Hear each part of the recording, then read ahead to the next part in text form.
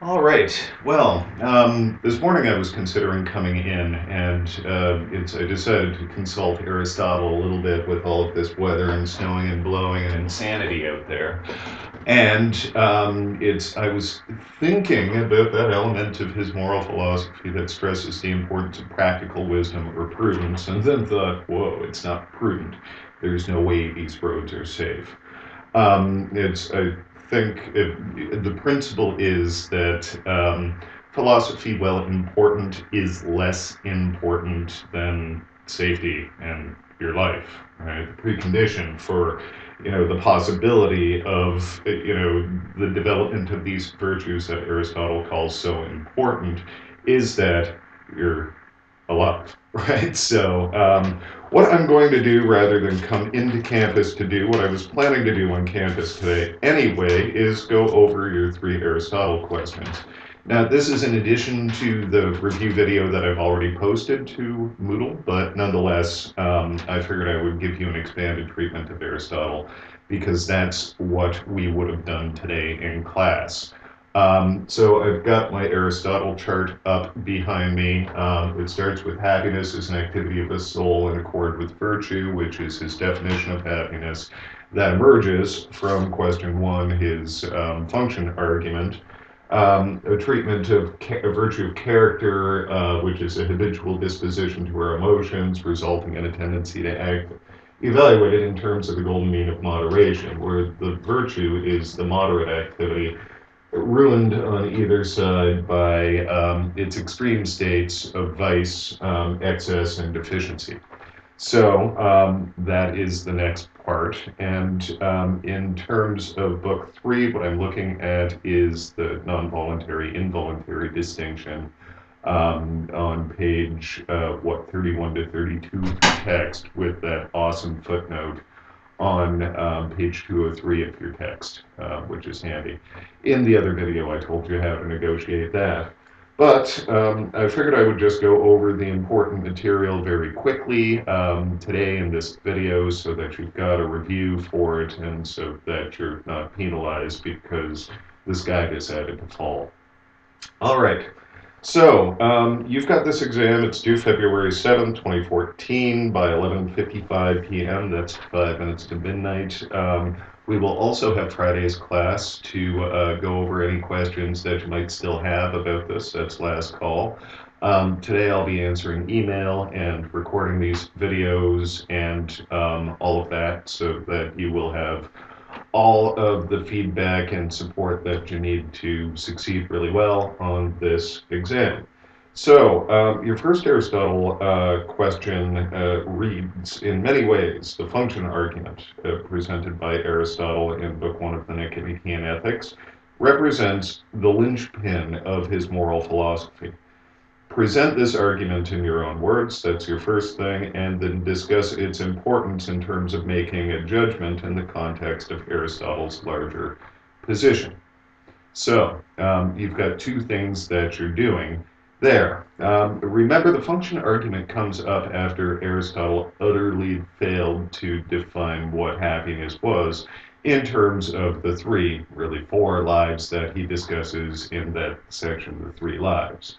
The three lives were the life of pleasure, the sex, drugs, and rock and roll kind of life, the life of honor, being well liked, like Willie Loman told his son Biff was the most important thing in Death of a Salesman, and the moneymaker's life, which he pointed out money is, well, what do? You exchange it for goods and services. So money, by its very nature, is a means to an end and cannot serve as an end in itself. Right? With regard to pleasure, we share this desire with the beasts, and we're talking about human happiness, so it's got to involve something distinctively human. And in terms of the life of honor, you want to be honored because you're honorable and not because people just kind of like you. Right? So even the people who pursue the life of honor really value something beyond being well liked, being honored as the most important thing. So you want to be honored for your honorable qualities. And not just honored for the sake of being honored. So really, honor is not an end in itself. So the function argument is when Aristotle switches gears, right? He needs to arrive at this definition of happiness somehow. And he points out that of all things that have a function, we ultimately already know what the good for those things are, right? So my watch has a function to keep accurate track of the time, right? And the good for my watch, right? What a good watch does is it performs that function well. Likewise, with the example of that guy at the beer store. The beer store only has one project. Guess what? It's beer, right? So the beer store guy's function is to get me the proper beer and take my money, the appropriate amount for that proper beer, right? It's a pretty simple function. So if the beer store guy fails to perform that function well, we can call that a vice, right? He is not performing his function well. To perform one's function well is the virtue of the thing. The virtue of my watch is that it keeps pretty accurate time. The virtue of the carpenter is that he performs carpentry well. That is, he makes good things out of wood, right? And the virtue of the beer store guy is that he gets me the right beer when I ask for Wellington SPA, and he doesn't give me the Iron Duke, which is their... Anyhow, you know that example, right? So that's the basic structure of the function argument. What's left to discuss is the fact that Aristotle doesn't want to just talk about the function of this activity or that activity or the other activity. What he wants to do is generalize the human function. So he asks, what is that distinctive thing that defines human beings in terms of their function? So if we can figure out what the human function is, we automatically know what the good is, and that good is going to have something to do with the exercise of that distinctive characteristic of the human being. Right? Note that this actually stems directly from Aristotle's metaphysics, which he defines all change as the movement of potential to actual. The acorn already has everything in it in potential to become an oak tree, right? Which is not to say that every acorn becomes an oak tree, but nonetheless, if we can understand what every sort of potency aims at in terms of its actuality, then we can stand back and formulate evaluative principles to see if this acorn becoming an oak tree is performing that function well, becoming a good, strong, flourishing oak tree. Likewise, human beings, if we can isolate a distinctive function, we can evaluate human beings on how well they perform that function, that is, on the basis of virtue. Right? So Aristotle looks at different forms of activity that pertain to humanity. Right? So it's the human body has certain processes: respiration, circulation, that sort of thing. Human eye is an organ of the human body which actually performs a function that is presenting us with images through vision, right? But these things are not distinct to human beings. My cat has a respiratory system, he has a circulatory system, he has eyes, he has nose, he has ears, that sort of thing, right? So that kind of biological root is not going to be sufficient for Aristotle because it's not distinctively human. We also have a certain capacity for sensation, the experience of pleasure and pain. But like I pointed out with my turtle Marvin, even something freaky deaky like a turtle can experience pleasure and pain. My cat licks himself, right? And gets very upset when I accidentally step on his tail, right? There is that experience of sensation, of pleasure, and pain, so it's not distinctively human. The thing that Aristotle points at as something that is distinctively human is our capacity for reason, right?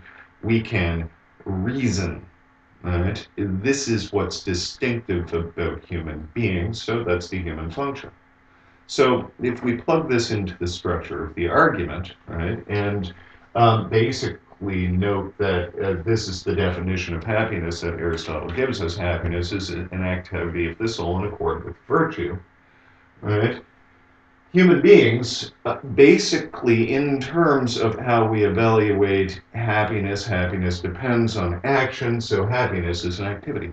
We know that happiness is not some sort of capacity, it's the discharge of the active part of us, and that's how this treatment of happiness becomes ethical. So, what sort of activity of the soul is it? It's the exercise of our distinctive rationality, and when we exercise it well, it is in accord with virtue. So the question presents this argument as the linchpin for Aristotle's moral philosophy, and that's pretty good. If we just think back to my beer store guy, right, and getting me the proper beer is an activity of the beer store guy, which we call his virtue, right? So to perform that activity well is the virtue of the beer store guy. If he utterly fails several times repeatedly, as he did in the example that I gave you, to get me the proper beer when I ask for Wellington SBA and he just keeps giving me the wrong beer, we can say that this beer store guy is kind of a crappy beer store guy, right? That he has not performed his distinctive function virtuously, but rather he has some sort of vice. So it gives us, with regard to the beer store guy, an evaluative principle in addition to defining the aim of that particular activity. Likewise, a human being, if happiness is an activity of the soul in accord with virtue, right? That virtue is a function of performing, exercising, discharging our distinctive rationality well, right? Then someone who does not discharge this distinctive rationality well can be said to be not so good at being human. Right? That is, they have developed vices rather than virtues.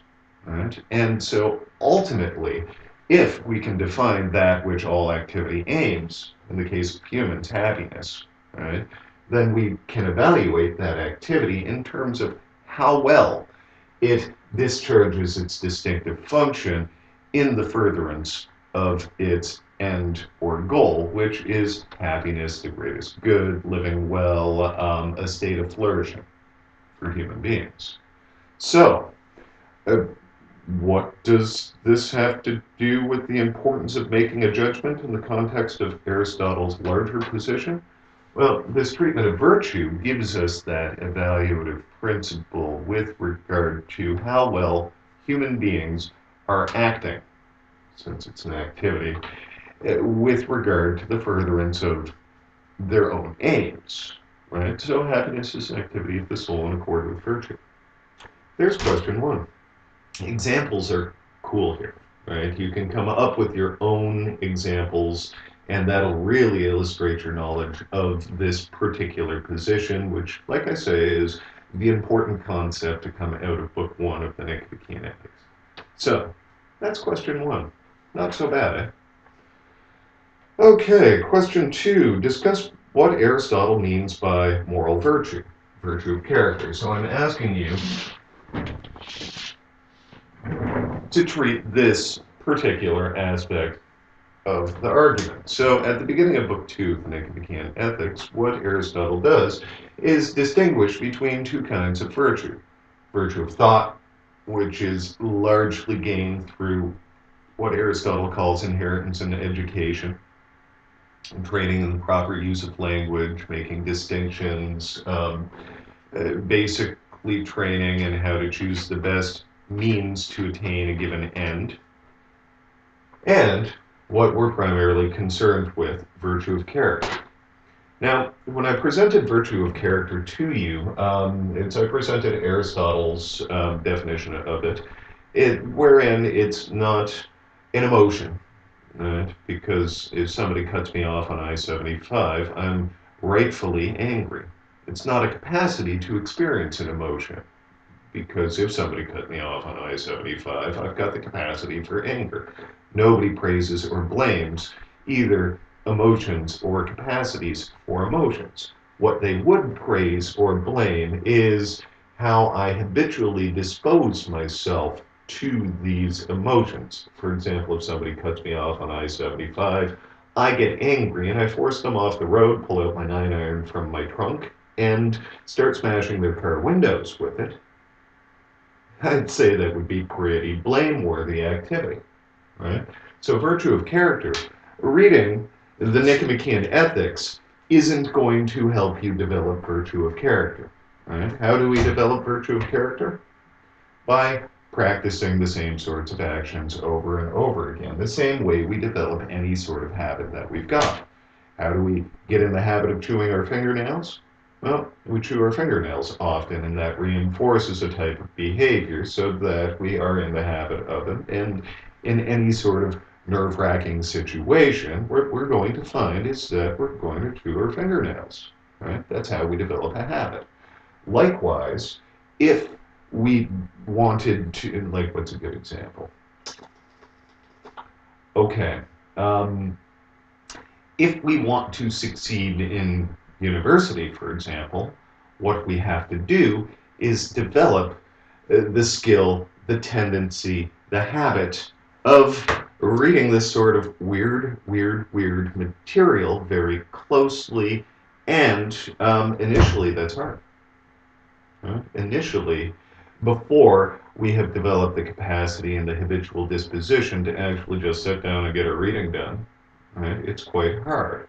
But if we do it over and over and over again, it becomes so easy it's even automatic, right? So what we're doing is through practice developing a habitual disposition. You see, what Aristotle's done is turned living our lives into the exercise of a skill similar to developing the habits associated with a craft.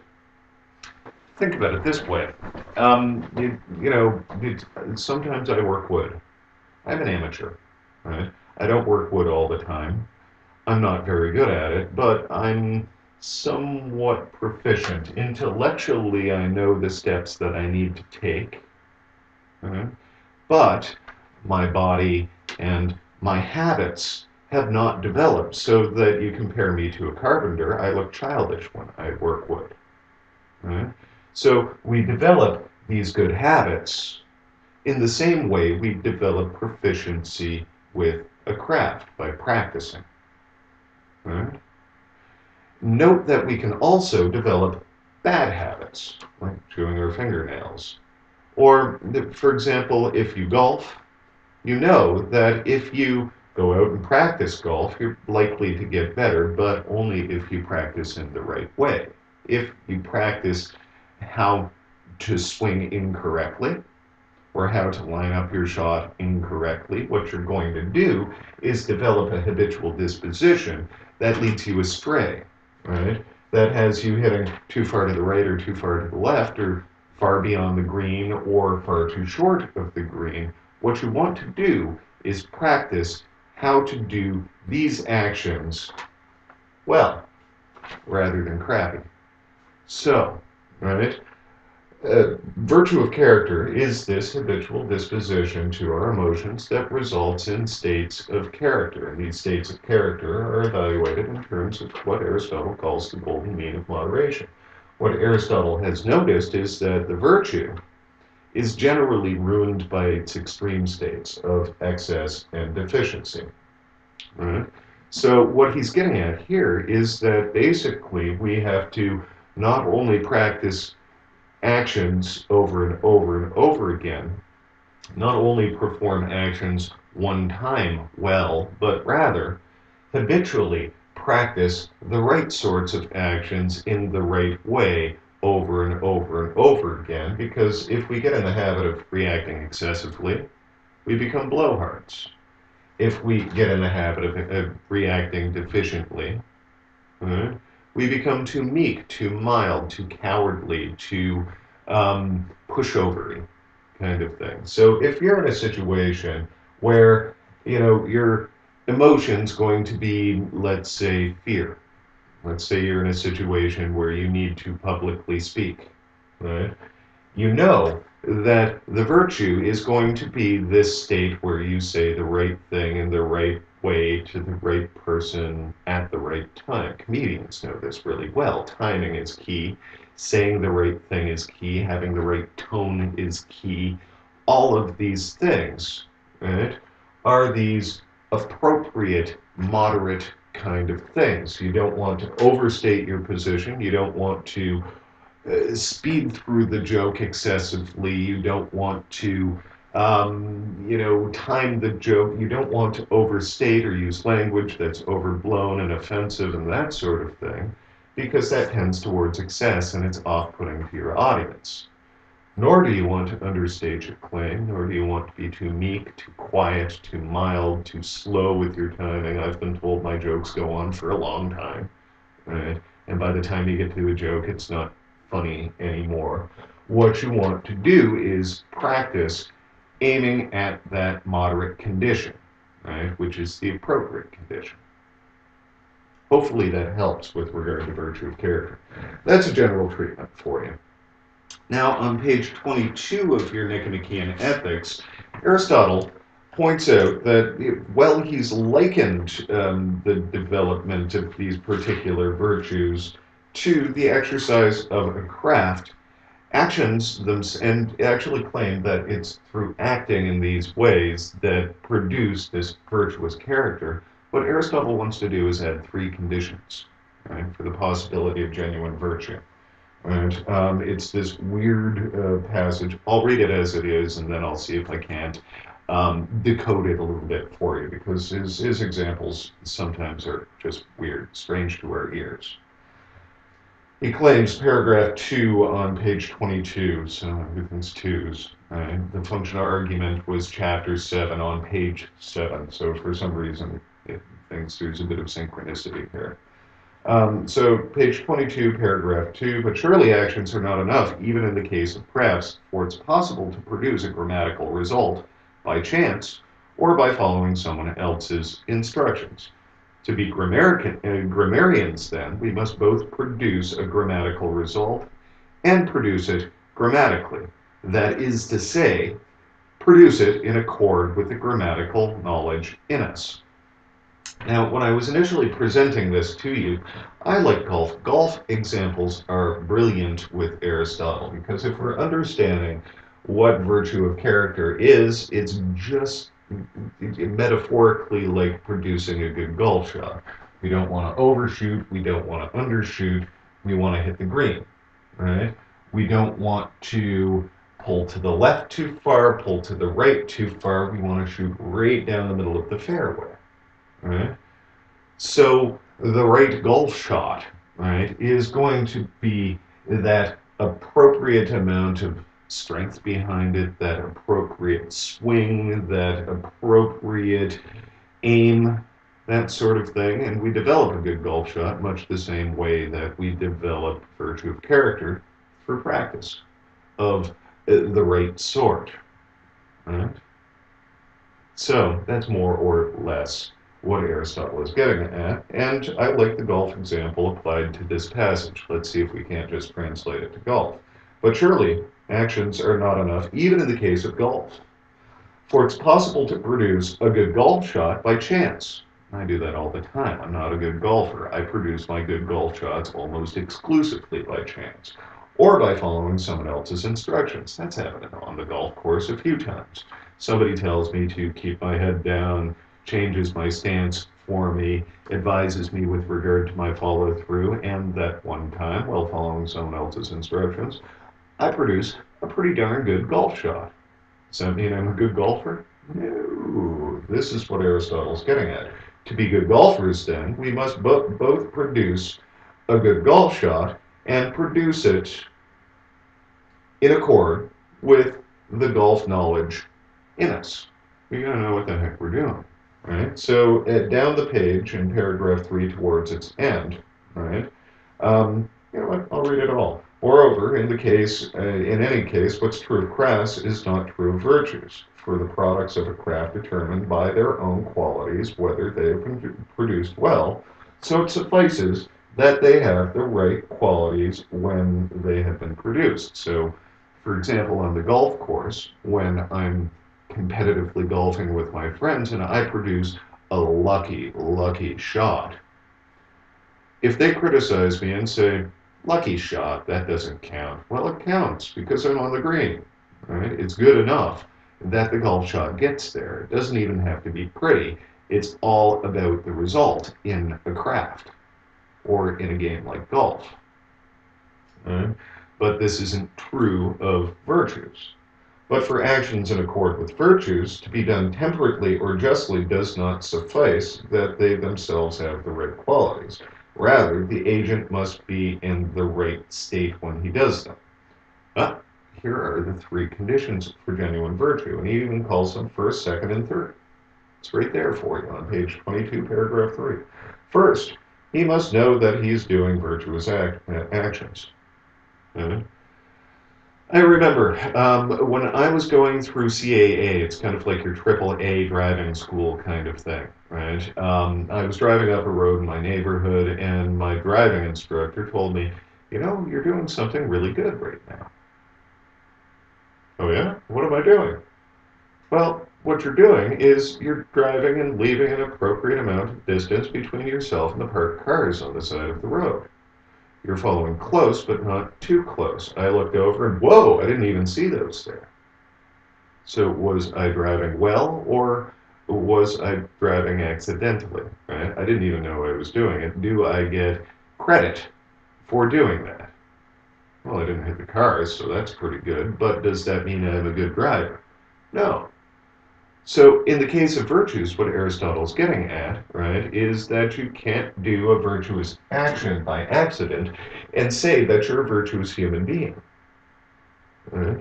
It's unless you know what the heck you're doing, it doesn't contribute to the development of a virtuous character and therefore won't produce the kind of happiness that Aristotle is talking about. Right? He must know that he's doing virtuous actions. Second, he must decide on them and decide on them for themselves. Now, in class, I gave you, or in fact, on the videos as well, for my online students, I gave you the example of kindly old Mrs. Smith and Sneaky Pete. That's the case where Pete sees an old lady with a bunch of grocery bags, really struggling trying to get them home. He offers to help her. She agrees, hands him half her burden. They head off towards their house.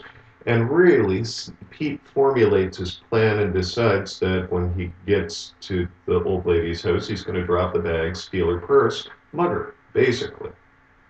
But as soon as they round the corner to her house, well, what happens is there's a police officer standing there, so he helps her to the door with the groceries, hands her the bags, she thanks him and thinks to herself, what a nice young man. Was Pete a nice young man? No, he was doing the wrong thing for the wrong reasons, right? So basically the habits that Pete is developing are the habits that accord with vicious activity, mugging old ladies, rather than the activities that accord with virtuous activities, that helping and doing good in the world and that sort of thing. So the disposition that Pete is developing in Aristotelian terms is one that is vicious rather than virtuous, which is going to contribute detrimentally to the acquisition of happiness rather than productively. Right? You see, Aristotle's ethics are teleological or end-oriented. Everything's about producing happiness. Right? So performing the right task for the wrong reason is not going to develop the sort of character that we need in order to contribute to the production of this happiness, this good life, this life of flourishing. Right? Because Pete is a thief. Right? So you got to do the right thing for the right reason. And third, he must do them from a firm and unchanging state. If I decide, just for today, I'm going to do virtuous actions. And all day, I perform virtuous actions of the sort that conform to requirement 1 and 2. I know that I'm doing virtuous actions, and I'm doing them for the sake of their virtue. Right? But I'm just doing it for this 24 hours, and the rest of my life, to heck with it. I'm going to react excessively or deficiency. I'm going to be a jerk, basically. Right? That one day of performing virtuous action, since we're talking about an activity rather than a capacity, right, is not sufficient to produce this habitual disposition to our emotions, resulting in the state of character. So we have to actually make a habit out of producing these virtuous actions. This is a lifelong project. So these are the 3 requirements to genuine virtue. This is more or less why Aristotle would find it necessary to add each of them, so that and a general treatment of virtue of character will be sufficient to garner you a good grade for that question. That's what I'm looking for. Now, finally, right, the last question relates to the 2nd and 3rd page of Book 3 of the Nicomachean Ethics. That's all I'm asking you to engage with. In Book 3 of the Nicomachean Ethics, the question reads, Aristotle makes a distinction between what he calls non-voluntary and what would be considered properly involuntary. Discuss this distinction. Why would Aristotle find it necessary to make this distinction? Well, in the first page and a half of Book 3 of the Nicomachean Ethics, what Aristotle lays out for you is a treatment of the preconditions of virtue. Really, we can only be held responsible for voluntary action. If it's not voluntary action, we can't praise or blame that action. Right? So what we have to do is somehow define the voluntary, right, in order to know exactly what sphere this treatment of virtue pertains to, because virtue is a state that we praise and vice is a state that we blame. Praise and blame only make sense for the voluntary. So what's the voluntary? Unfortunately, Aristotle defines the voluntary by what it is not. Right? Involuntary action, paragraph 3, page 30, book 1, chapter 1 reads, now it seems that things coming about by force or because of ignorance are involuntary. Right?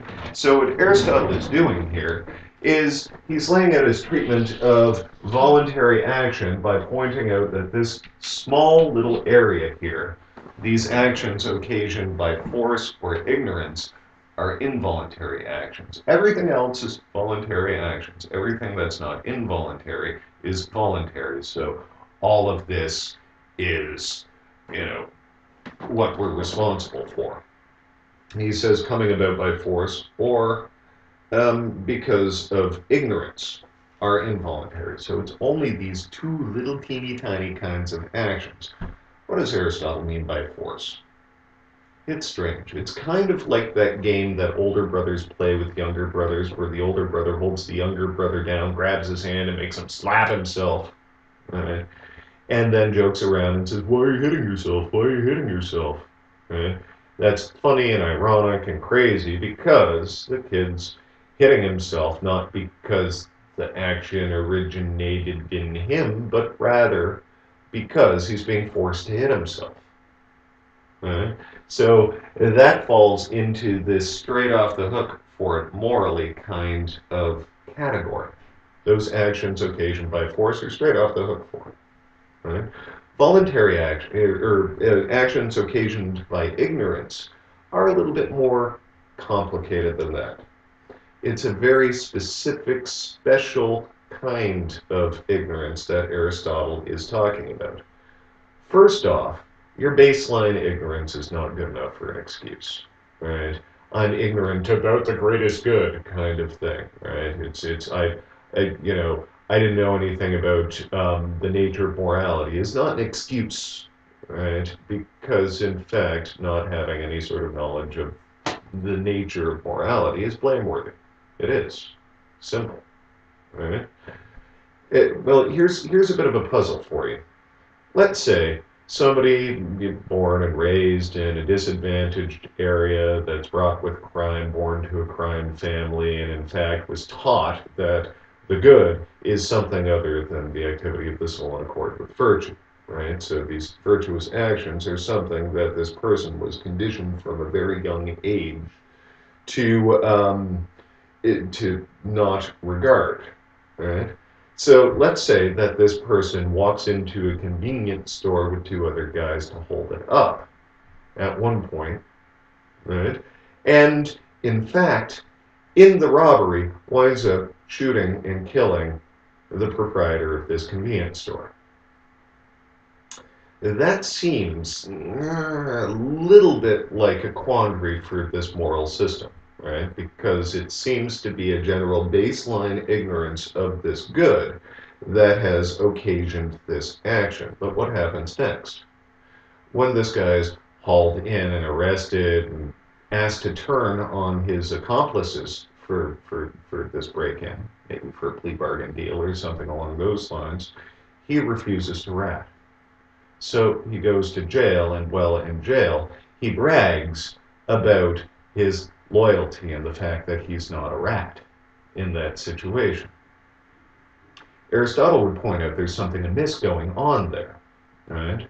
Because while this does seem to present a small dilemma for Aristotle's theory of responsibility here, Aristotle points out that if we want to take, you know, take pride in and be praised for our virtues, in this case loyalty, right?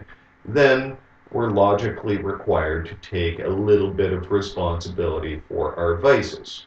And this argument, I didn't know any better because it's society, I was brought up in a situation where blah blah blah blah blah, right? Might get this person off the hook for his responsibility because it's this specific kind of ignorance. Well, if that's the case, this same person can't take any sort of praise for their virtuous activities because if they're ignorant of this good, right? That undermines the argument altogether. So the baseline ignorance does not get you off the hook. And in fact, on page 32, right, Aristotle points this out. Presumably, then, it's not a bad idea to find the particulars and say what they are and how many they are, who's doing it, what he's doing, blah, blah, blah, blah, blah, blah, blah. Right? So this is where Aristotle's arguing that, this kind of ignorance has to be specifically of this relevant and unavoidable sort because certain kinds of ignorance are blameworthy. You should have damn well known better, right, is the idea. Now, what Aristotle's pointing out in paragraph 17 here is now someone could not be ignorant of all of these particulars unless he were mad. Now, think back to the earlier argument with regard to Aristotle, and I mean, really, think about the creatures that cannot attain happiness. Way back in Book 1, the horse nor the ox cannot be considered happy because they can't engage in this kind of rational activity. Children also, because the rational faculty is not sufficiently developed in them in order to be held responsible. This is intuitive for us because we try children differently when they commit crimes. Right? It's a different sense of moral responsibility. Aristotle would have to add people who are mad, people who are insane, people who are mentally delayed into this category because they don't have the capacity to exercise these kinds of virtuous activities. But if you're not insane, this is intuitive, right? So you should be able to hold yourself accountable for these actions and properly be praised or blamed for them, right? So this kind of ignorance that Aristotle's talking about, you can see that the vast majority of our actions are not occasioned by this kind of ignorance. Now, on to the subject of your question. The passage, chapter 1, paragraph 13, where he makes the distinction reads, everything caused by ignorance is non-voluntary, but what is involuntary also involves pain and regret. First, if someone's action was caused by ignorance, but he has no objection to the action, he has done it neither willingly, since he did not know what it was, nor unwillingly, since he now feels no pain.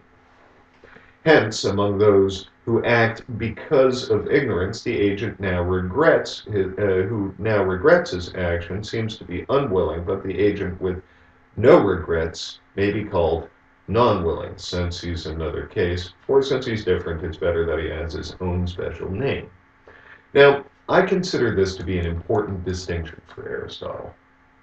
I've been called on it in the past. Political theorists don't think that this kind of nitpicky thing is important, but ethical theorists, in fact, do, because it's the key to understanding the type of responsibility that we take when we act. Right? This is also a very interesting point of distinction between ancient ethics, as exhibited by Socrates and Aristotle, and the modernist ethics that we're about to study. So this question is kind of in preparation for the next two theorists that we're taking a look at here.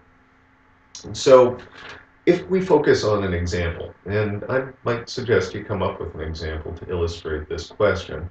Well, here's a weird one that I haven't given you. Let's say, for argument's sake, that I was invited to a dinner party at the home of people that I don't know. Right? And what I want to do is avoid the specific type of ignorance that Aristotle's talking about, so I ask around about these people that I don't know. It's a family affair. Grandma's there, mom and dad are there, and the kids are there, and I'm invited over for dinner and asked to be charming and that sort of thing. So I want to say the right things in the right way at the right time for these people to make a good impression so that we're all happy and have a nice dinner. Right? This all contributes to having a good life. Right? So I do my homework. And I ask around about these people. Gee, Paul, do you know who these people are? What sort of things do they like? What should I bring in the way of a wine for dinner? Do they drink? What sort of food are we going so I can get myself prepared if it's something I don't eat, et cetera, et cetera. And let's say a couple of people tell me that, okay, this is something weird about this family. The strange thing about them is that they really, really enjoy jokes about death. Jokes about death, that's weird, right? But I have it on good authority, I've done my homework, that these people like jokes about death. So let's relate it back to a previous example about public speaking, right? And steal a joke from Jerry Seinfeld. You know, apparently, the greatest fear in North America, the thing that people say they fear the most in North America, is speaking publicly. Second is death. So that means that if I'm at a funeral, I'm better off in the casket than giving the eulogy. Cue laughter, cue applause. I need better jokes about death. We can admit that and move on with our lives. So let's say I show up at the dinner party with the appropriate wine, prepared to eat whatever schlock they put in front of me. I'm charming, I'm funny, and then I break out my joke about death, and unbeknownst to me, and there's no way I could have known it, they just lost a very good friend of the family who the grandmother knew, the parents knew, and the kids knew, and that sort of thing. So what happens? I tell this joke, everybody's shocked and horrified. Grandma passes out. Mom runs to the kitchen in tears. Dad starts yelling at me, hey, what the heck are you doing? And the kids are hiding under the table crying. Well, in terms of the ignorance, Aristotle would say I'm straight off the hook for that joke. Why? Because if I had known, I wouldn't have told the joke. It's very relevant ignorance, right? It's the key bit of information that I was lacking that begat my telling the joke. I didn't know, all right? Okay, I was in fact informed that they like that kind of joke, and I was acting on that fairly reliable seeming information. I couldn't have known. There would be no way for me to know that. Right? So that far I'm off the hook. It's relevant, right? And it's unavoidable. It's unavoidable ignorance, right? So that joke, I'm straight off the hook for it, right? Now, let's say that I'm an arrogant philosopher and I want to point out to them that no, this is the specific kind of ignorance that Aristotle's talking about. So stop yelling at me, come on back from the kitchen. You know, Aristotle says I'm off the hook, so I'm off the hook. Your tears aren't going to bring them back anyway. You people are crazy. What the hell is wrong with you? Let's say that's my reaction to the action, completely unapologetic philosopher's distinction with regard to, the involuntary nature of my action. So in terms of Aristotelian ethics, I'm straight off the hook, so you can all go to hell. How would you react to my reaction to the action? That's awkward. Anyhow, how would you, like, what sort of person would you say I am if that's how I reacted to that action? Well, your right answer would be, what a jerk. Man. Well, this is why footnotes are important. Right? Your translator has actually done a really good job of laying out footnotes for this. So each section has its own section of notes in the back. So anytime you see an asterisk, like the one on page 32 at the top, in that passage that I was just quoting to you, and then there is a really great footnote that will tell you what the heck is going on there. So, I'll just give it to you. It's page 203. How you navigate this is you go to the section marked Book 3. You know you're in Chapter 1. You've got a paragraph heading. The paragraph heading is 13. But it's lucky, right?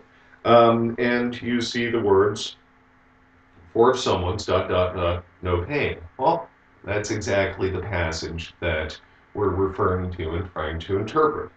And the footnote reads, the distinction between the non-voluntary and the involuntary is irrelevant to the agent's relation to his action, for in either case he's not responsible for it.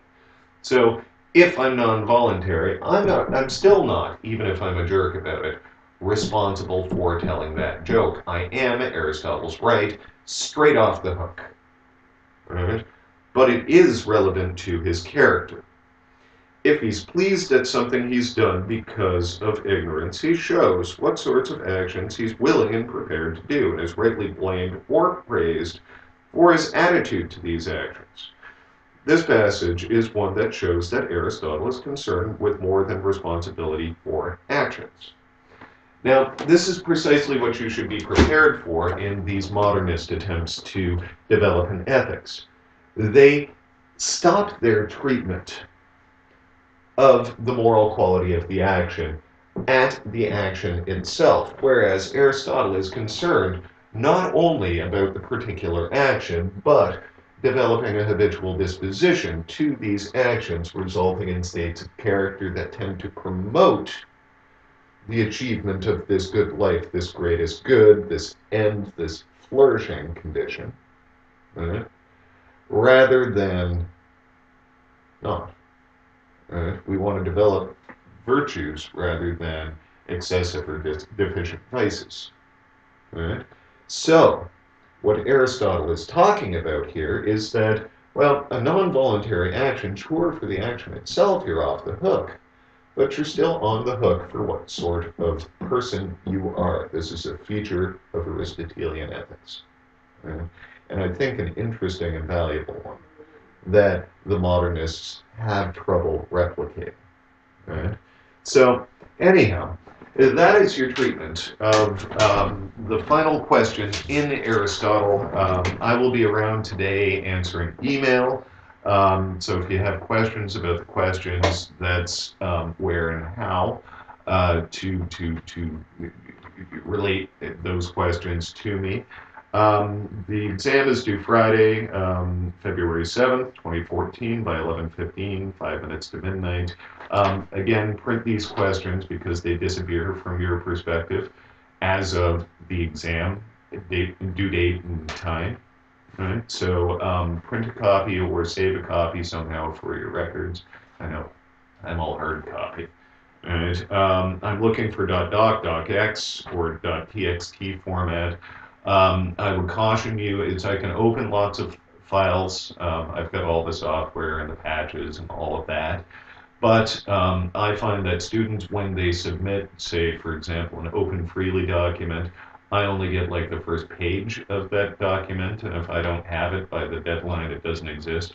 So it's your responsibility to make sure that you get your exam to me.